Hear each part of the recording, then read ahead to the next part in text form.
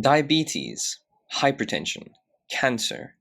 These are all known as non-communicable diseases.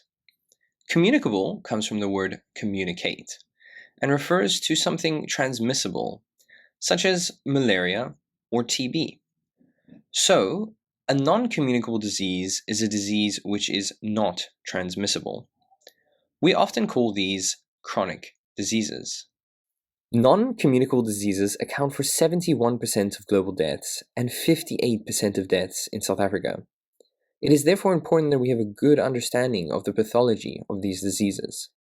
Metabolic syndrome, also known as Syndrome X, is a collection of at least 3 of the following 5 risk factors that increase a person's risk for diabetes, heart disease, or stroke.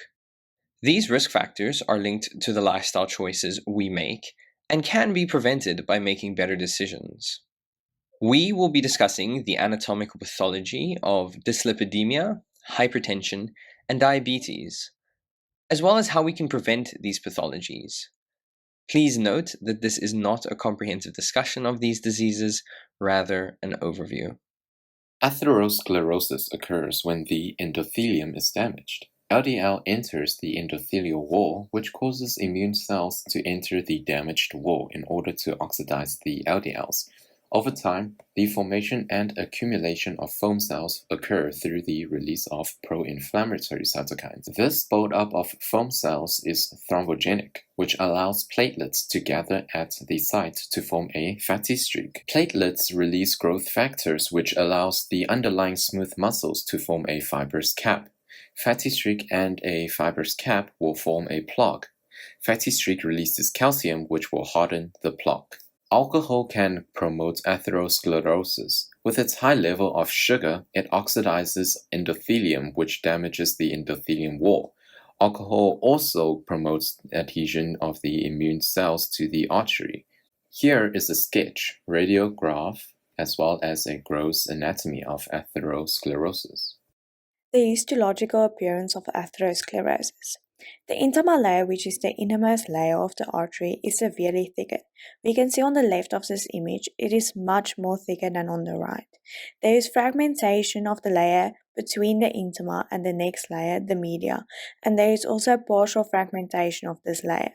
There is smooth muscle infiltration from the media to the intima. There is severe luminal narrowing. Now looking at progressive atherosclerotic lesions, pathological intima thickening has some extracellular lipid present deep in the lesion without true necrosis. Fibrous cap atheroma has well-formed necrotic core containing lipids with an overlying thick fibrous cap. Fibrocalcific plaques have heavily calcified lesions with or without a necrotic core. Symptoms are present when there is restricted blood flow. When plaques grow, arterial lumen is reduced, causing transient ischemic symptoms, stable exertional angina, intermittent claudication, unstable angina, infarction, ischemic stroke, rest pain in the limbs, aneurysm, arterial dissection, and sudden death. The implications of systemic hypertension as pertaining to Syndrome X in the development of hypertrophic cardiomyopathy. The clinical signs and symptoms of patients, as well as the macroscopic and microscopic appearances, will be explored, followed by an explanation of the etiopathogenesis of hypertrophic cardiomyopathy. Systemic hypertension leads to left ventricular hypertrophy, due to the increased workload on the left ventricle to propel blood through the systemic circulation. To compensate for the increased workload, the enlarged cardiomyocytes make the left ventricle's free wall indicated by the green curve, as well as the interventricular septum indicated with the pink curve, markedly thicker. The appearance can also be called concentric hypertrophy. The heart takes on a globular shape and has an increased mass, which can further complicate to obstructive hypertrophic cardiomyopathy. Symptoms of left ventricular hypertrophy include shortness of breath, fatigue, chest pain, especially with exercise, heart palpitations, and dizziness or fainting. However, left ventricular hypertrophy symptoms are of late onset. Therefore, an electrocardiogram and an MRI of the heart are used in combination to diagnose left ventricular hypertrophy. ECG signs include enlarged QRS complexes, ST segment depressions, and left axis deviations. The enlargement of cardiomyocytes leading to hypertrophic cardiomyopathy is due to increased blood pressure caused by lifestyle choices. Firstly, nicotine in cigarettes activate the sympathetic nervous system, causing vasoconstriction, increased cardiac output, and contributes to atherosclerosis. Diet high in salt causes water retention, leading to a higher blood volume and subsequent high blood pressure. Fatty foods contribute to atherosclerosis, causing hypertension. And lastly, excessive alcohol consumption causes high blood pressure. Histologically, cardiomyocytes have a larger diameter and greater volume of cytoplasm, containing an increased number of organelles and cytoskeletal components. They also present with enlarged nuclei that may be binucleated in hypertrophic cardiomyopathy instead of the normal mononuclear cell characteristic. The next disease that we'll be looking at results from the poor management of type 2 diabetes mellitus and is known as gangrene of the periphery. An unhealthy lifestyle together with genetic factors can put an individual at risk of developing type 2 diabetes mellitus. The complications we will be focusing on stem from diabetic neuropathy as well as microvascular complications. Gangrene can be defined as tissue necrosis caused by decreased tissue perfusion or serious bacterial infections. Diabetic neuropathy due to sugar buildup in capillaries decreases nerve function and results in the loss of feeling in mostly the peripheral organs. Paired with poor circulation and impaired leukocyte function, diabetic patients have a high risk of developing serious infected wounds. Concurrent tobacco smoking further decreases tissue perfusion and further delays the wound healing. There are two types of gangrene, namely wet and dry gangrene. For the goal of this presentation, we will be focusing on dry gangrene, since this is a direct complication of poorly managed type 2 diabetes mellitus. The clinical signs and symptoms of type 2 diabetes mellitus are demonstrated in this slide. I specifically want to draw attention to the poor healing of wounds and dark patches on the skin. This may lead to the slow pathological development of gangrenous necrosis on histological scale.